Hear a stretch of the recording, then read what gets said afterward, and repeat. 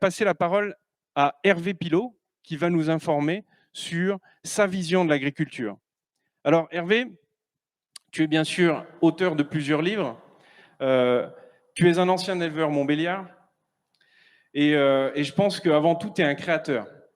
Tu es un gars qui justement amène le monde de l'élevage dans sa modernité. Tu dis dans ta biographie personnelle que ta vie a été faite finalement autant de coups de patte que de coups de cœur. Et c'est quelque chose qui me touche beaucoup. Et aujourd'hui, ta présentation va nous permettre de se jeter un petit peu dans les enjeux modernes de la numérisation en 2020. Merci, merci Léo. Bonjour à toutes et à tous. Ça a été un vrai plaisir de vous voir ici dans la salle, mais bon, les circonstances en ont décidé autrement. Alors oui, formidable enjeu. Est-ce que le numérique est une solution aux enjeux de demain? Tout à l'heure, votre présidente a dit des aspirations et des idées pour vos élevages. Oui, effectivement. Je pense si vous voulez, pour démarrer, on vit une période assez exceptionnelle. Je pense qu'on rentre dans une nouvelle renaissance.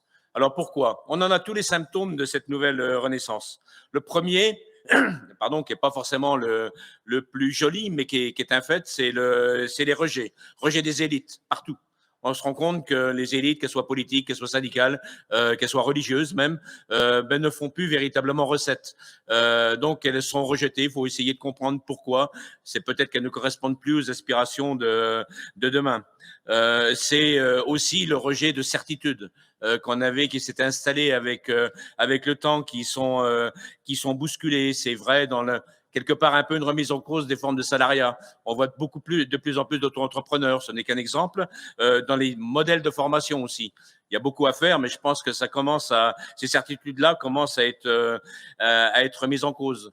Et aussi, malheureusement, et ça va de pair, on l'a vu à l'ancienne Renaissance, de nouvelles formes de violence. N'oublions pas que la Renaissance, on garde les châteaux de chez moi de la Loire, par exemple, mais bien d'autres choses. Mais on oublie que c'est également les guerres de religion. Pardon. Donc, on a des nouvelles formes de violence. Ça a été chez nous en France, les gilets jaunes, par exemple. C'est les fake news qu'on voit partout, qui est quelque chose de véritablement violent, je pense. Pour ce qui nous touche plus dans l'agriculture, c'est l'agribashing. On le vit en France. On en parlait tout à l'heure avant de démarrer. Vous le vivez également en Belgique. Donc, voilà. Mais c'est aussi un certain nombre de ruptures qui nous amènent à ça. La première, on en parle peu, mais qui s'est installée dans les 50 dernières années, c'est ce que j'appelle, moi, les 3 C qui ont révolutionné le monde. Ces 3 C, c'est quoi? C'est container, computer, crédit de carte. Ces 3 éléments-là n'existaient pas en 1960. Imaginez ça à l'échelle de l'humanité. Et depuis, ça a révolutionné le monde. Les containers, on en a partout sur toutes les mers du globe. J'ai eu l'occasion d'aller plusieurs fois en Chine. C'est des kilomètres et des centaines de kilomètres de containers qui attendent dans les ports pour venir à Amsterdam, pour venir dans des ports de l'Atlantique ou des États-Unis. C'est à travers ça que la Chine a envahi le monde de son industrie. C'est également, évidemment, le computer. Donc, le premier PC, personal computer, date de 1976. Donc, c'est également hier. Et les cartes de crédit des années 60. Donc, ça a révolutionné les choses. Et Léo, tu l'as dit tout à l'heure, le digital est une véritable rupture dans nos vies. C'est aussi des ruptures scientifiques. Je vais vous donner 2 exemples parce qu'il faut que j'aille vite. C'est les ciseaux génétiques. On en a entendu parler. Un prix Nobel l'an dernier, mais de travaux qui avaient été faits il y a quelques années. Et on voit des applications aussitôt, parce qu'on en avait besoin, qui sont ceux qui ont permis de faire des vaccins avec l'ARN messager. Et on se rend compte avec ça qu'on a quand même réussi.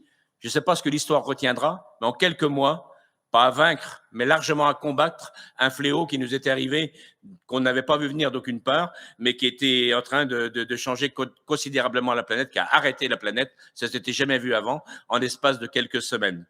Mais c'est aussi des ruptures philosophiques. Je vous ai dit tout à l'heure que les élites sont contestées, mais on voit l'avènement d'un certain nombre de choses. La génération Greta, ça ne nous plaît pas toujours en agriculture, évidemment, mais c'est un fait. On ne peut pas le nier. Le woke, de la même façon. Donc, on voit que du côté philosophique, il y a aussi des plaques tectoniques qui sont en train de bouger. Mais la bonne chose, c'est c'est qu'on voit des nouveaux rêves. Je vais vous donner un seul exemple. Tu as évoqué tout à l'heure cet outil-là qui sert aux éleveurs. Il date de 2007. Et quand Steve Jobs invente le premier iPhone, personne ne lui demande. C'est simplement parce que lui, il a rêvé quelques années avant d'écouter de la belle musique avec l'iPod. Et c'est comme ça qu'est né l'iPhone. Personne n'en voulait, non, même pas que personne n'en voulait, mais personne n'avait imaginé que ça puisse être utile. En moins de 5 ans, il a envahi la planète. Donc ça, c'est véritablement des nouveaux rêves qui sont au service de l'humanité. C'est un élan extraordinaire de créativité également. On voit partout dans le monde des startups naître de partout. J'ai occasion moins depuis 2 ans, mais d'aller pas mal en Afrique, des jeunes startups, des jeunes qui ont envie de sortir leur pays d'où ils sont, et je pense que c'est plus ceux qui y arriveront il faut les aider, mais c'est d'abord à travers eux qu'ils y arriveront. C'est exceptionnel cette créativité. On la voit partout dans le monde. Vous l'avez ici, on l'a en France, on l'a en Europe, aux États-Unis évidemment, la Silicon Valley, tout le monde connaît, en Chine, et bien sûr. Et c'est aussi des nouvelles appréhensions des choses. Je ne sais pas si on l'abordera là à un moment, mais la méthode de fonctionnement des startups, avec la méthode Lean notamment, est quelque chose de fondamentalement nouveau. C'est une vraie renaissance dans la façon d'entreprendre. Autre phénomène nouveau, c'est l'entrepreneuriat dans les entreprises un peu partout, qui est lié à ce besoin de créativité. Et ces éléments-là, l'agriculture ne va pas y échapper. Alors pour l'agriculture, les enjeux, ils sont où? Un petit mot, si vous voulez, sur le contexte de l'agriculture au XXIe siècle. Le premier enjeu, c'est 10 milliards d'humains. Là, il y a quelque chose je vais vous parler uniquement de 2 points. Le premier, c'est qu'on a mis des millénaires à arriver à 1 milliard d'habitants. En 250 ans, c'est-à-dire de 1800 à 2050, on va passer d'1 milliard à 10 milliards. Ces gens-là, il faut les nourrir. Donc, qu'il y ait à certains moments des problèmes, qu'on se pose des questions, c'est normal. C'est une progression exponentielle qu'on saura, je ne doute pas du tout, assumer, mais ça pose quand même un certain nombre pas de questions, mais de problèmes qu'il faut résoudre. Le deuxième problème, si tant est que ce soit un, c'est la totale inadéquation de la répartition de l'homme sur la planète par rapport aux besoins de production. On dit souvent qu'il faut manger local, qu'il faut produire local. Il faut surtout manger local quand on est en Belgique, quand on est en France, quand on est en Europe, là où on est capable de produire ce qu'on est capable de manger sur place. Par contre, il faut penser qu'il y a des régions dans le monde, ce n'est pas le cas. Actuellement, 50% de la population de la planète est dans un cercle qui englobe le Japon, les Corées, la Chine, l'Inde et les Asie du Sud-Est. Pour une bonne partie, il n'y a pas de terre cultivable. La Chine n'a pas beaucoup de terre cultivable. Donc, si on ne travaille pas pour aller nourrir un certain nombre d'autres populations, ils vont aller prendre des terres. C'est ce qu'ils ont déjà commencé à faire. Et ça devient un vrai drame. D'autant plus que si on se projette en 2050, ils vont toujours, eux, être la moitié, mais l'Afrique, qui est à 1,1 milliard d'habitants actuellement, passe à 2,6 milliards. 80% de cette population, au niveau mondial, sera dans des villes, ce qui veut dire qu'en 2050, on aura 85% de la population de la planète sur un axe entre Tokyo et Lagos, à 75 à 80% dans des villes, dans la moitié dans des bidonvilles. Donc l'enjeu de nourrir l'humanité, il est là. Le deuxième enjeu considérable pour demain, c'est la santé globale. Global Health ou One Health, donc ce qui lie la santé des sols, santé des plantes, santé des animaux et santé des hommes. Je pense qu'on est au cœur dans l'élevage de ces éléments-là. On le sait depuis longtemps parce qu'on a en élevage dû combattre beaucoup d'épizooties dans j'ai 64 ans. J'ai connu, moi, la brucellose un petit peu chez moi. J'ai pas connu ni la tuberculose ni la fièvre afteuse, mais c'est des choses qui ont été à l'origine des groupements de défense sanitaire en France, mais je sais également chez vous. Donc, c'est ce lien-là entre la terre et les plantes, les animaux et les hommes, il est réel. C'est un petit peu ce qu'on a vu revenir avec le Covid. On n'est pas totalement sûr, mais il y a de grandes chances que ce soit ça aussi qu'il ait fait. Et troisième élément, c'est réparer la planète. Parce que oui, effectivement, il faut l'admettre, ce boom dont je vous ai parlé de passer d'1 milliard d'habitants à 10 milliards ne s'est pas fait sans dégâts. Et je ne parle pas uniquement de ce qu'a pu se faire dans l'agriculture, de façon plus globale. Et c'est assez logique finalement. Mais là, on arrive à un moment où il faut penser à réparer les choses si on veut continuer, parce que la planète existe. Moi, je n'ai pas trop d'inquiétude là-dessus, mais qu'elle ne nous mette pas à la porte. Donc, si on veut pouvoir rester, il va falloir travailler à mettre les conditions en place pour y rester. Alors là-dessus, un grand enjeu, pour nos agriculteurs, c'est le renouvellement des hommes. Ça, je pense que c'est quelque chose qu'il faut qu'on pense beaucoup. On arrive à une période où, je sais que chez nous en France, c'est 45% des agriculteurs qui vont être remplacés dans les 10 ans. Je pense que c'est à peu près pareil en Belgique. Je vais vous reparler encore une fois de l'Afrique. L'Afrique, qui est le continent le plus jeune du monde, l'agriculture africaine est la plus vieille du monde, et des agriculteurs qui ont en moyenne plus de 60 ans. Donc, l'enjeu du renouvellement des hommes, et quelque part à travers ça, de l'attractivité de nos métiers, est fondamental. Et le troisième élément, c'est l'avènement du consommateur. Donc ça, je pense que globalement, il faut s'en réjouir. On a des consommateurs qui veulent plus s'impliquer, qu'ils l'ont fait dans les 30 ou 50 dernières années, dans leur alimentation. Alors, ils veulent des choses qui soient saines, c'est normal. Ils veulent que ça soit vert, un petit peu à la mode, mais c'est pas qu'une mode. Ils veulent des portions pour qu'on le travaille, parce qu'ils veulent quelque chose. Et je pense notamment en élevage, on peut pas faire vraiment n'importe quoi, parce que un certain nombre de choses qui étaient vraies en termes de portions, je pense à une côte de bœuf, par exemple, il y a quelques années, peut-être moins vraies maintenant, ou moins globalement vraies. Et puis surtout, ils veulent des produits qui soient des produits tracés. Donc voilà le tableau qui est établi. Un autre élément, si vous voulez, c'est qu'on rentre aussi dans une période où l'alimentation peut être disruptée. Le seul élément de l'agriculture qui n'a pas été disrupté jusqu'à maintenant, c'est l'alimentation. Tous les autres y ont été. L'agriculture pour se déplacer, donc à travers les chevaux d'une région et la foire de Libramont, ce qu'on m'a dit, est née des élevages de chevaux. On se déplace plus trop avec les chevaux, on les a pour les loisirs, mais on se déplace plus. L'alimentation, il n'y avait pas été. Et là, il y a des points qu'il faut absolument qu'on prenne en compte pour nos marchés demain. C'est qu'en France, mais je pense que c'est le cas aussi chez vous, un tiers des repas est pris hors domicile. C'était 4% en 2000. Donc, on est passé de quelques pourcents à un tiers en 20 ans, guère plus. Autre élément qui va à l'encontre de bien des idées reçues, c'est que les moins de 25 ans mangent des produits ultra transformés à 60%. Mais par contre, ils veulent que ces produits répondent à leurs attentes, qu'ils soient tracés, qu'ils sachent qu'il y a dedans, qu'ils soient sains, qu'ils soient verts, mais par contre, ils vont continuer malgré tout à manger ces produits-là. Et quelque chose qui, pour moi, qui n'est pas tabou, mais qui nous inquiète des fois en élevage, c'est les néoprotéines venant de la mer, les algues, plus globalement du végétal, les insectes qui arrivent, et puis les cellules souches.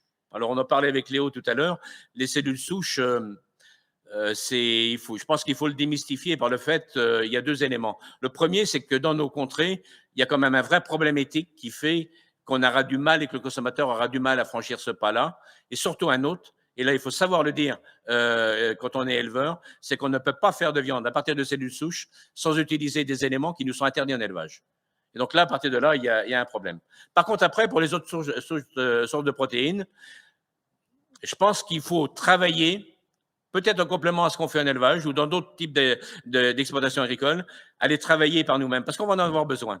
Je vous ai dit tout à l'heure que l'augmentation de la population d'un tiers dans les 30 ans qui viennent, elle est quelque chose de considérable, mais dans le même temps, le niveau de vie de cette population va augmenter.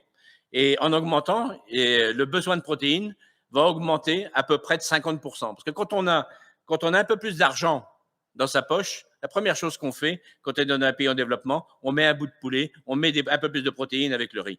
C'est humain, c'est naturel. Donc, il va falloir le produire, cette nouvelle protéine. Et là, c'est un vrai challenge parce que je ne pense pas qu'on arrivera à fournir la totalité de cette augmentation uniquement avec l'élevage. L'élevage aura sa place, il faut continuer à le développer, il faut continuer, c'est un gros mot, mais je pense à l'intensifier pour pouvoir produire. Mais malgré tout, il y aura d'autres possibilités dont il faut qu'on s'empare aussi. Alors, dernier élément avant de rentrer dans le cœur du sujet qui est le numérique, on parle beaucoup d'économie circulaire. Je pense qu'une des chances qu'a l'agriculture et l'élevage, de façon assez fondamentale, peut être au cœur de cette économie circulaire. Ce qu'on appelle la bioéconomie, la bioagriculture, peut mettre l'agriculture au centre des choses. Pourquoi? On peut produire de l'alimentation, mais on peut aussi stocker du carbone. Je ne l'ai pas évoqué là parce qu'on n'a pas le temps, mais un des grands enjeux de demain aussi sera de résoudre ce problème pour le climat, qui est la diminution des émissions de carbone et autres gaz à effet de serre. Alors, on a des choses à faire en agriculture, bien sûr, mais on peut également en stocker. Et c'est aussi fournir tout ce qui nous sera demandé demain pour l'économie verte. Parce que si l'alimentation va être un peu disruptée, on a d'autres marchés qui sont en train de s'ouvrir. Le renouvelable, non seulement est tendance, mais va devoir s'imposer pour une simple raison, c'est que dans un certain nombre de matières, on n'aura plus de stock dans ce qu'on a extrait à la terre, donc il va falloir produire des renouvelables. Qui va pouvoir produire ce renouvelable? C'est l'agriculture. Et là, moi, je fais un pari et j'ai un vrai parti pris qui est celui de l'agriculture de conservation ou de régénération, on l'appelle comme on veut. Je pense qu'à travers ça, on peut résoudre un triptyque qui est le stockage du carbone, qui est le maintien de la biodiversité et qui est également la capacité de garder de l'eau dans le sol à un moment où sa disponibilité va être de plus en plus aléatoire. Vous n'êtes pas ici dans des zones où il y a du sud-ouest de la France, on va dire. Je suis en dessous de Nantes. L'irrigation est cruciale chez nous. Et on va être obligé de stocker de l'eau parce qu'on ne l'aura pas en grande quantité. Donc, cette agriculture de conservation, je viens d'écrire un nouveau livre il y a quelques mois, je vous le montrerai tout à l'heure. J'ai pris parti pour ça. Et dans cette agriculture de conservation, il y a des vraies opportunités pour l'élevage. Parce que quand on voit tous ces éléments-là, qui est plus capable, à travers les prairies, à travers une bonne exploitation et puis de remettre les déjections qu'il faut pour nourrir les plantes, qui est plus capable de le faire que l'élevage. Donc, il y a des vraies opportunités. Et quand je dis élevage, c'est l'élevage en général, bien sûr, les ruminants. Comme l'a dit Léo tout à l'heure, j'ai été éleveur de Montbéliarde pendant toute ma carrière. C'est quelque chose que j'ai à cœur. Mais c'est vrai aussi pour les porcs, c'est vrai aussi pour les granivores qui ont leur place dans cet ensemble pour pouvoir nourrir. Alors, les nouvelles technologies dans tout ça nous offrent des moyens nouveaux qui sont assez considérables. C'est d'abord tout ce que vont pouvoir nous apporter, qu'on commence à nous apporter les biotech. Je pense que là, il y a un véritable challenge. On nous dit qu'il va falloir moins de chimie dans les plantes, moins de chimie dans les élevages. Par contre, il va bien falloir trouver des solutions.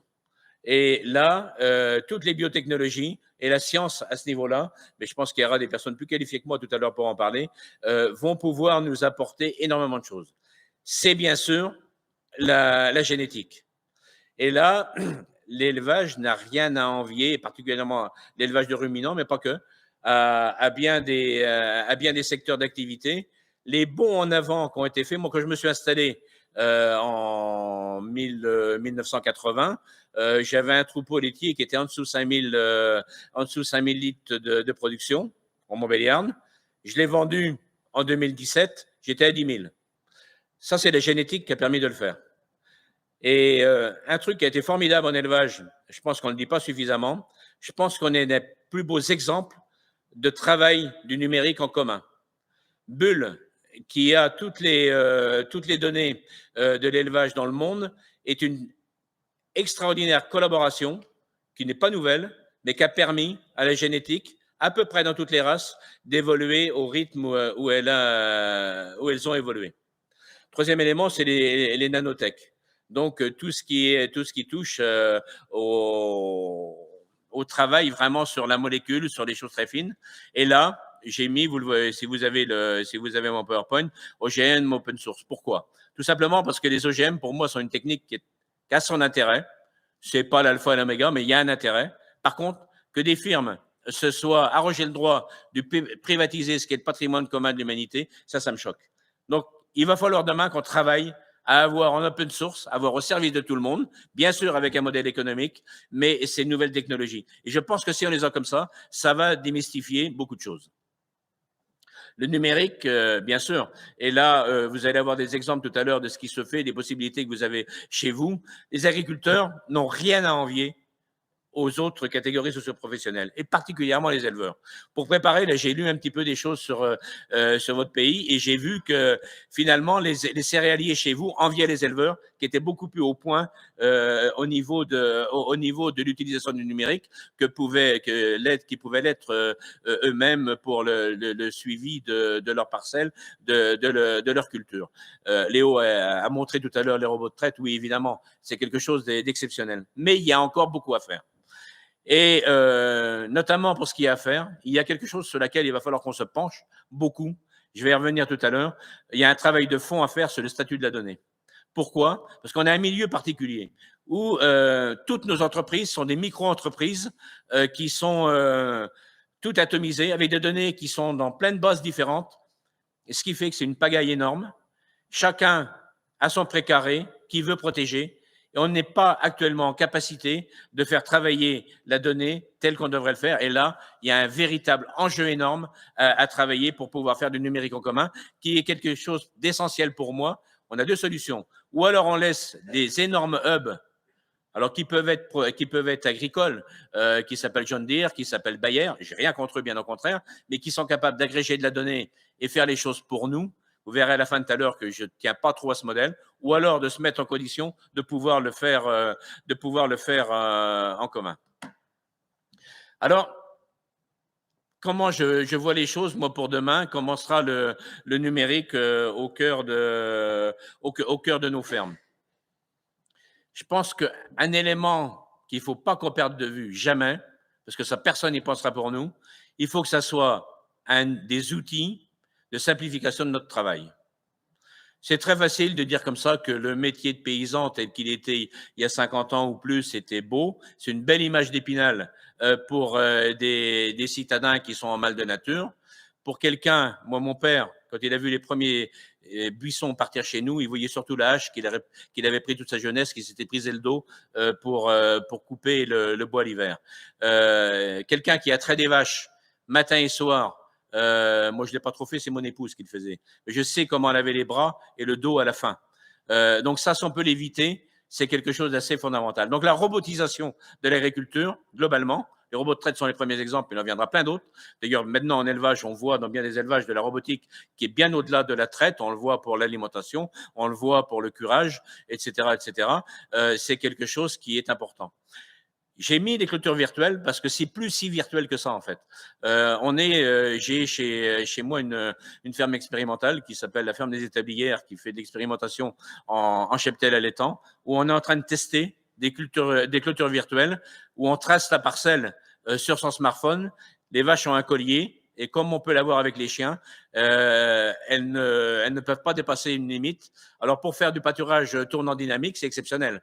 Parce que ceux qui veulent en faire et qui veulent un retour à la nature, c'est pas les mêmes qui vont mettre les piquets et les ronds de fil de fer et qui vont couper l'herbe en dessous parce qu'ils veulent plus qu'on utilise de chimiques.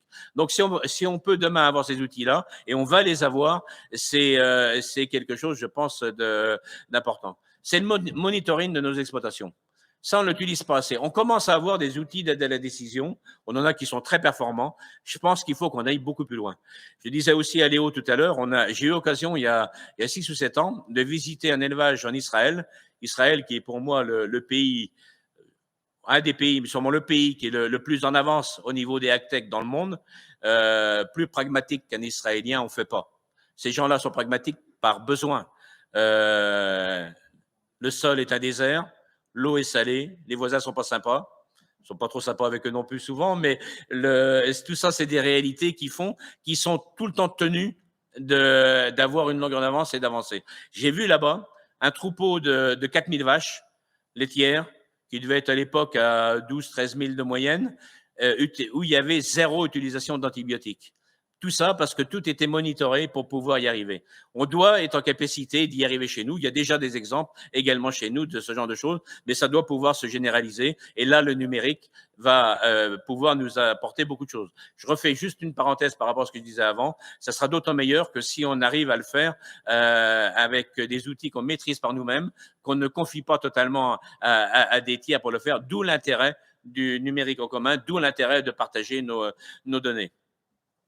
Et également, je pense, on est un peu en allant plus loin. Excusez-moi, je suis enrhumé un petit peu depuis quelques jours, donc alors j'ai pas le Covid, rassurez-vous, mais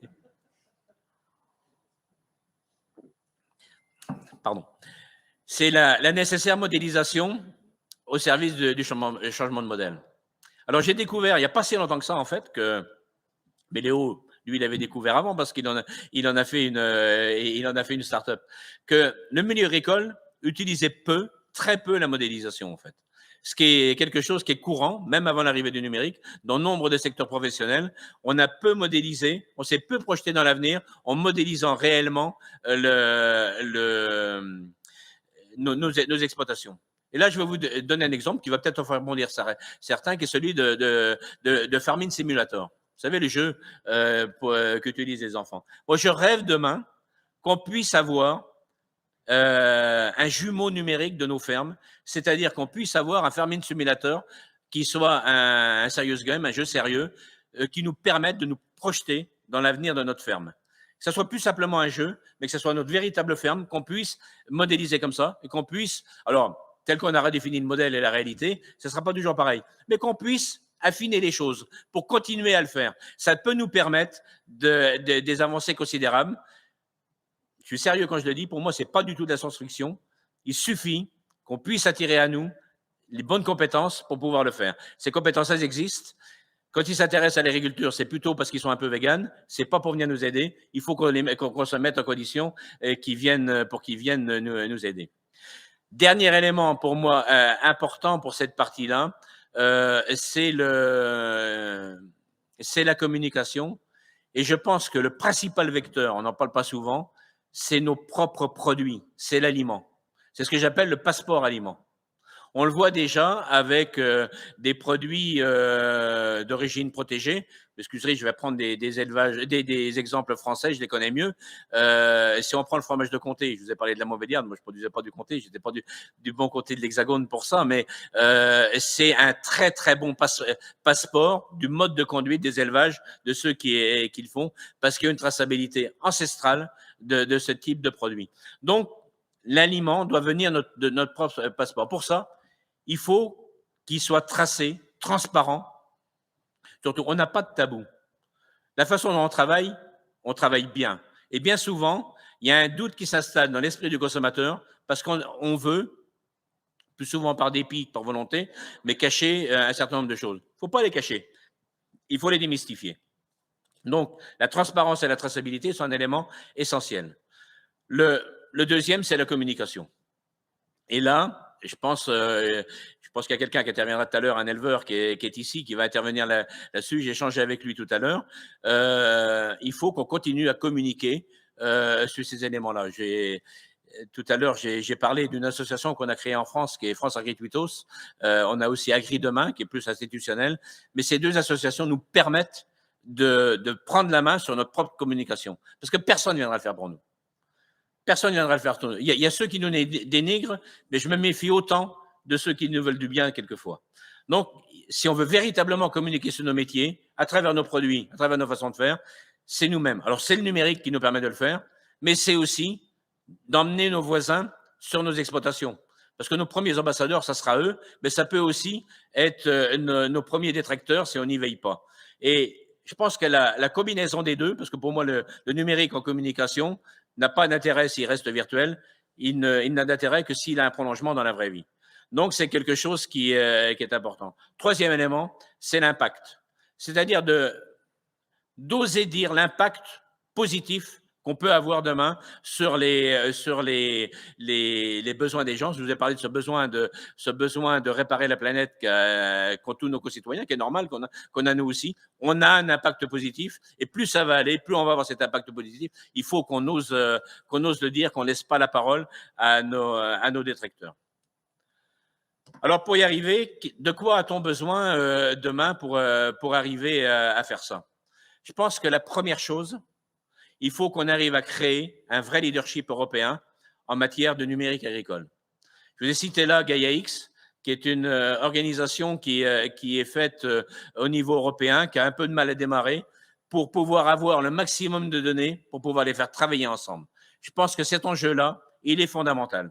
Je travaille actuellement en France sur la mise en place de la French Agritech, qui est dans le prolongement de ce qu'on a, nous, qu'on appelle la French Tech, qui est un label pour les entreprises et startups du numérique. On travaille là-dessus, mais il faut qu'on travaille bien sûr dans chacun de nos pays, mais ensemble pour avoir un leadership qui est le nôtre. Quelque part, c'est nous qui sommes le berceau de l'agriculture.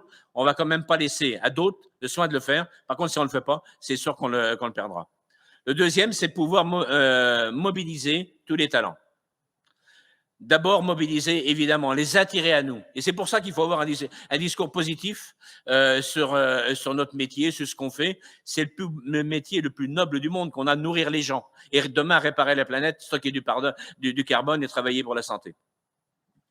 Alors, mobiliser, il faudra aussi se mettre en condition de pouvoir les payer. Parce que souvent, s'ils partent dans d'autres milieux, c'est parce que c'est pas toujours très, très bien payé en agriculture. Donc ça, on n'y échappera pas.